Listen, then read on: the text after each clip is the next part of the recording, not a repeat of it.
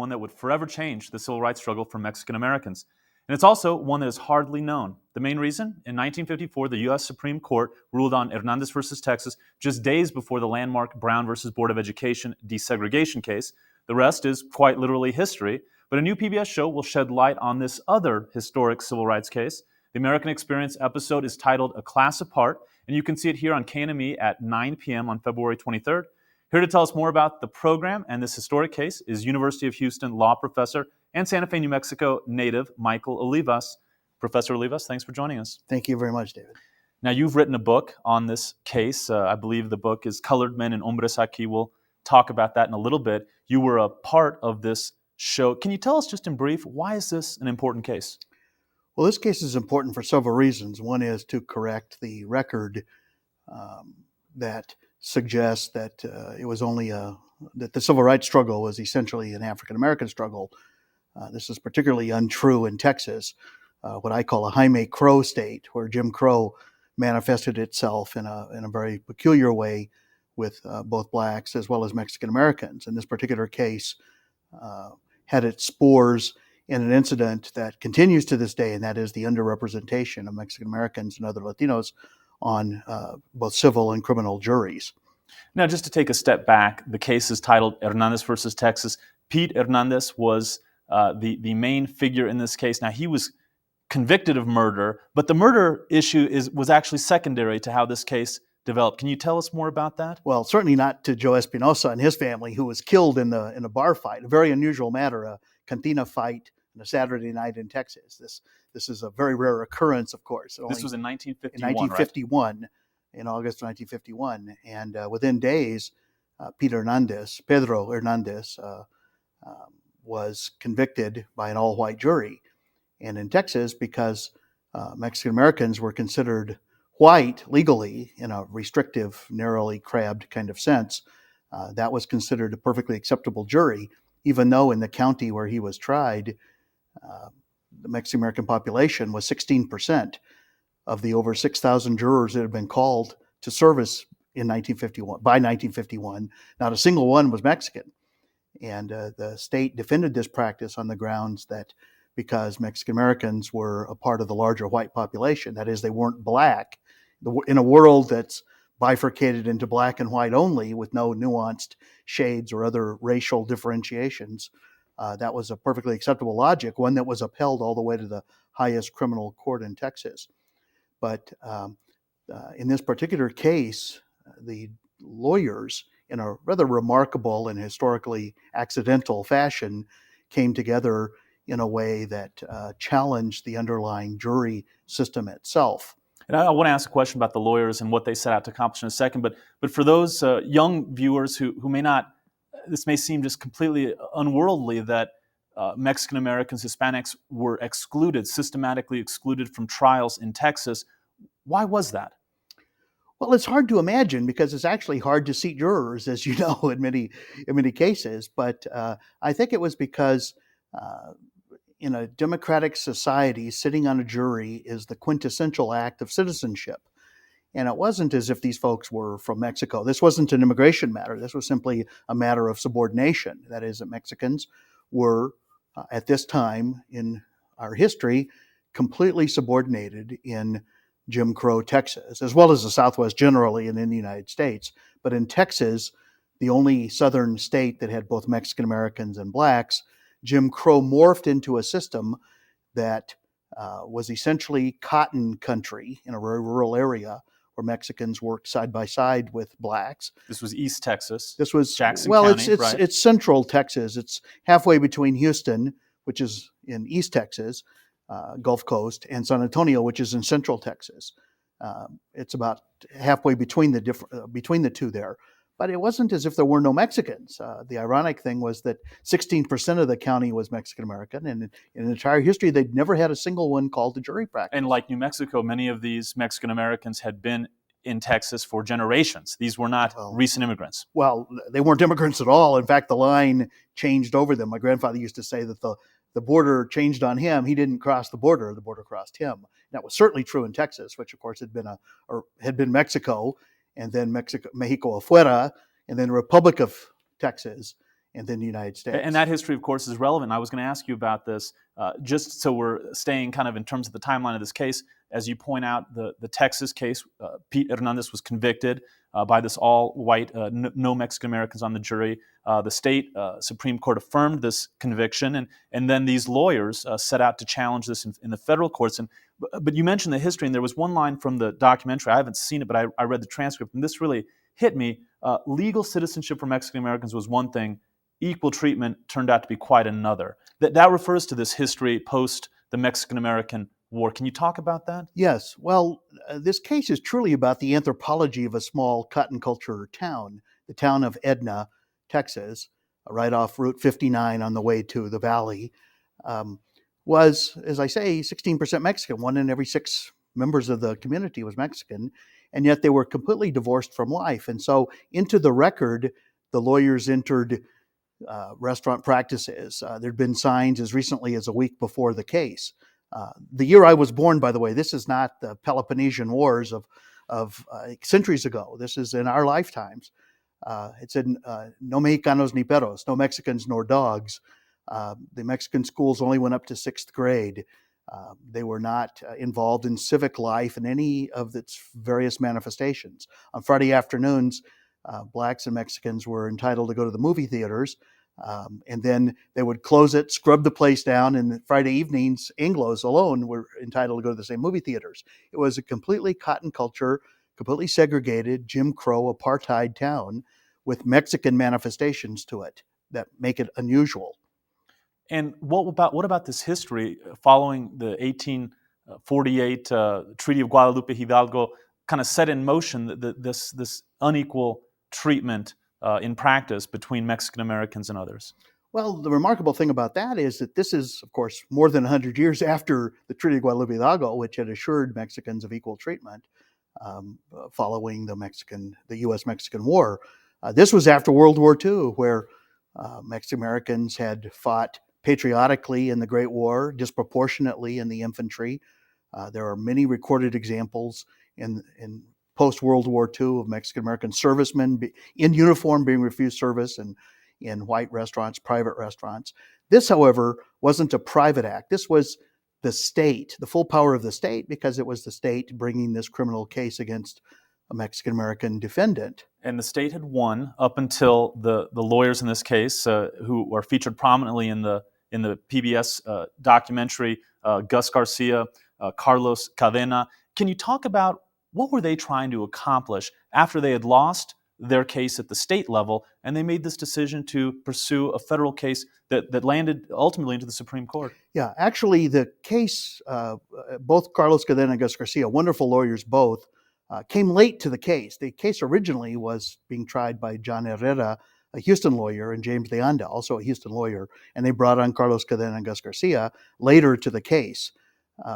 Because Gus Garcia argued the case in the U.S. Supreme Court, after all, no more than 2 people can ever argue a case, and only 1 extra can sit at the table. The first Mexican-American to ever argue a case before yes, the U.S. Supreme Court. That's right. They had to be admitted to the Supreme Court bar and argued the case brilliantly, I might add.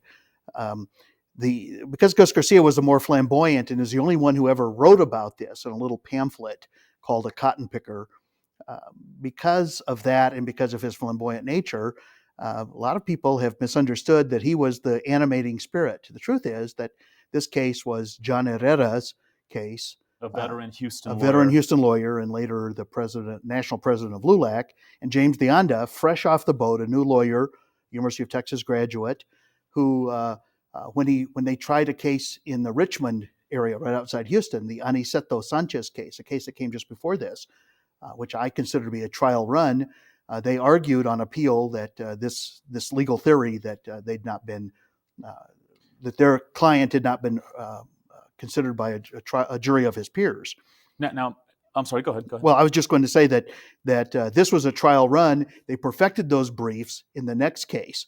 James de Anda, who later became a federal judge and one of the founders of the Mexican American Legal Defense Fund, said, "John, how come there are no Mexicans on the jury?" And he said, "I have tried hundreds of cases." He'd been a lawyer about 10 years at the time. I've never had a Mexican on the jury. And James de Anda said, "Why not?" He said, "Well, because we're considered white, and they strike all the Mexicans. They don't call them to jury service. That's the idea, the animating idea that James de Anda took to the next level, to the next case that came along, the very next case.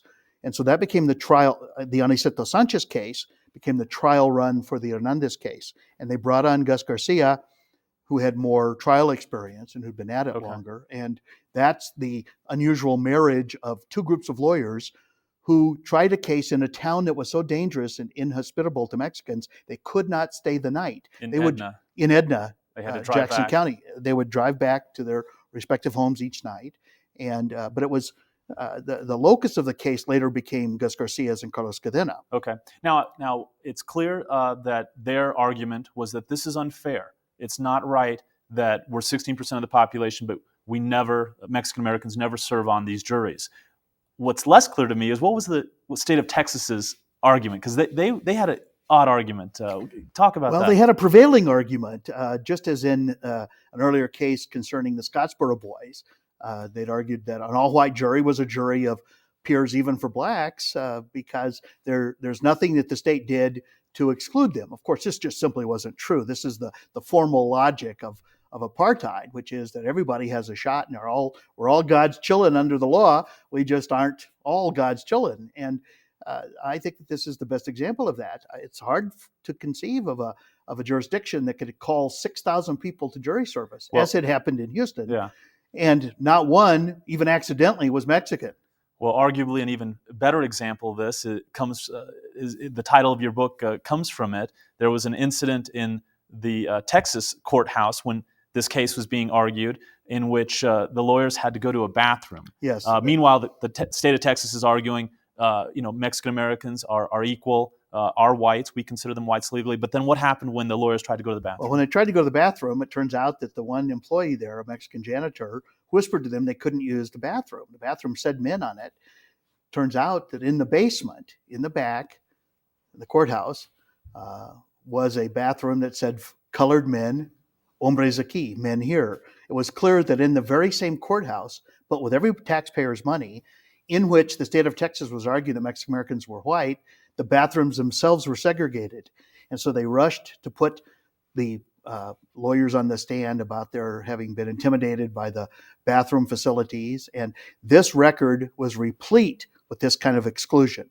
They put on the stand a child who was in 7th grade who didn't speak Spanish, whose mother had put him in school and had not taught him Spanish in order for him to go to the local schools, who had to go to 7th grade in a neighboring county because Mr. Rosas, because he was Mexican and the Mexican schools only went up to 6th grade on the theory, once again, having nothing to do with real life, that because these kids only spoke Spanish, that they didn't need schooling beyond that.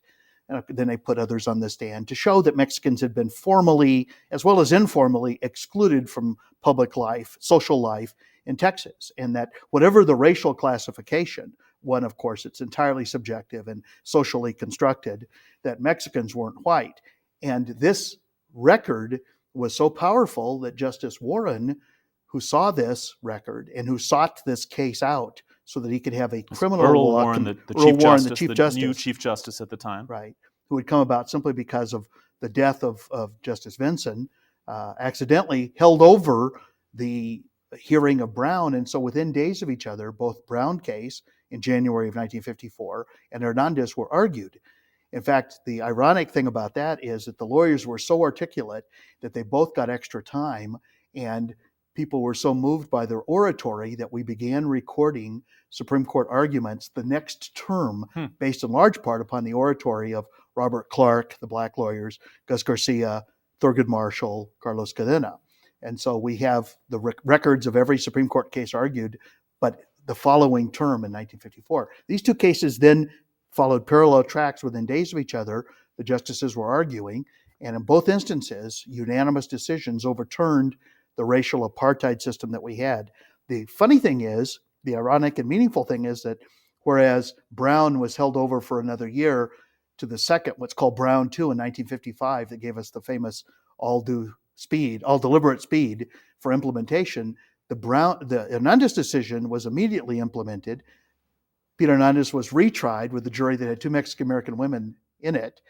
he was reconvicted. And people say, Michael, why write a book about such a man who was obviously guilty and found guilty twice? And they missed the point. The point is the full participation of Mexican Americans in a way in their own society Yeah. as full civilians and as full citizens in that society. To the extent that Mexicans were treated as white, it was to disadvantage them and to exclude them. And speaking of which, they're in the documentary, there's a quote from Carlos Cadenas' appellate brief. I'll read a brief portion of it. He writes about the only time that so-called Mexicans, many of them Texans for 7 generations, are covered with the Caucasian cloak is when it serves the ends of those who would shamelessly deny this large segment of the Texas population their fundamental rights. Now that directly led to the argument, this class apart legal theory from which the PBS documentary takes its title. Right. Can you talk about what was that theory, this class apart legal theory? Well, I'll do so, but I do want to point out that it wasn't really Carlos Cadena's brief. That was exactly the same brief. And in my book, I include the Aniceto Sanchez brief. It was exactly the same legal theory first advanced by James de Anda and John Herrera in the Aniceto Sanchez case. They simply took that, changed the data for a different county to move it from the Richmond case outside Houston to this new case in Jackson County, changing because in Houston it was 14% Mexican Americans, there it was 16%. Was a more favorable test case here. It was, but it was simply a fresh occasion with a new judge, and they were to get this was the bulk of the argument instead of the appellate argument at the time, and so they picked the right person. But the class apart meant that whatever jurisprudence in Texas had allowed up until that time, the Mexicans were always treated as a class apart. They anthropologically may have been considered as white, although, as I say, this is socially constructed. But it was the anthropology and the sociology of Texas that led them to argue that no matter what Mexicans were legally, that they were treated in real life for purposes that really count as if they were a class apart. And that's why the argument of having 6,000 jurors called and not one chosen in a jurisdiction that in Iowa might be 1 or 2 Mexicans, but in Edna, Texas was supposed to be 1 in 6. By statistical likelihood, that meant that every jury would have an equal chance of having at least 1 Mexican on it. At that point, in the 50 years recorded before that time, not one had.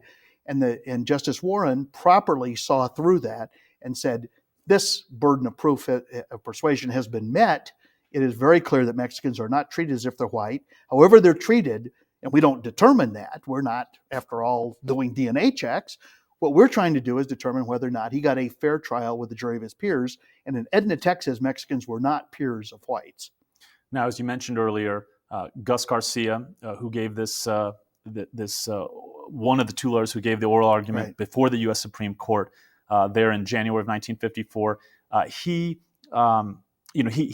personalized part of his argument. You mentioned a second ago he actually was given 16 extra minutes, which was unprecedented, beyond the 30 minutes allotted. He said at one point in his oral argument, and this is in the documentary, quote, "My people were in Texas 100 years before Sam Houston, that wetback from Tennessee." He personalizes pretty remarkable stuff. That doesn't usually happen, does it? Well, it doesn't, and it shows both his boldness and his naivete. There was no reason to believe that argument would prevail with the justices. After all, while they had granted cert, separate but equal had been the law of the land up until that time. After all, Brown hadn't yet been decided. It turns out this is the very first case that actually uses equal protection to advance the interests of a subordinated group. The interesting thing here is the contrast to the legal theory that blacks were arguing at the time. Thurgood Marshall and his colleagues brilliantly and against all odds and with great danger facing them, with great courage in the face of that danger, argued a series of cases that were carefully chosen and orchestrated with sympathetic clients who were eligible for school, who should have been admitted into graduate programs, into law school, such as Sweat v. Painter and other kinds of cases like that. And Linda Brown herself was chosen as one of a series of people, very attractive little girl who was being harmed by the larger interest. You'll remember the Saturday Evening Post picture, the Norman Rockwell picture of the little girl being led in pigtails to school with niggers scratched on the wall, tomatoes being thrown at her, and National Guards being required to lead her to school. Okay. Pedro Hernandez murdered another Mexican. Not a sympathetic figure. Not a sympathetic figure. In fact, a criminal case, not chosen. It was a complete accident and fluke of fate that these four lawyers came together for this particular case. Now, Michael, our time's running short, but tell us briefly, what exactly did the justices decide? What was their holding in this case? Their holding was that he had not been tried by a jury of his peers, and that a group that was subordinated, such as this, could invoke the doctrine of equal protection, and they ordered a retrial, overturning a murder conviction. Very unusual. Only it happened a handful of times, once in the Scottsboro case. As a result, he was retried in a neighboring county. They sent it to Refugio County, the neighboring county, retried him. He spent time in jail until his term and to was fast up. forward from 55 years ago to the present day, or almost the present day, you've written that even in this decade, Mexican Americans are still underrepresented on juries in Texas. Yes, although today it's for different reasons.